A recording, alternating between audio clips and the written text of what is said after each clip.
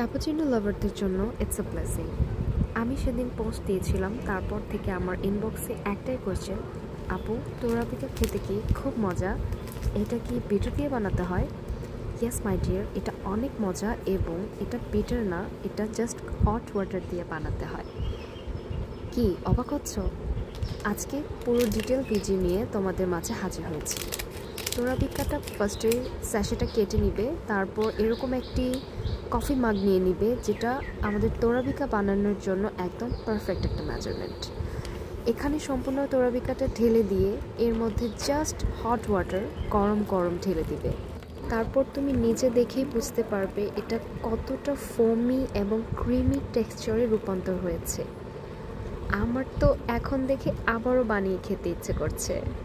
Just look at the texture, my god. কিছুক্ষণের জন্য মনে হচ্ছিল আমি যেন রেস্টুরেন্টে বসেই খাচ্ছি। আচ্ছা, তারপর বলি, এখানে একটি চকো গ্রাইন্ড ছিল, গ্রাইন্ডটা দেওয়ার ফলে তার টেস্টটা আরও কিন্তু বেড়ে যায়।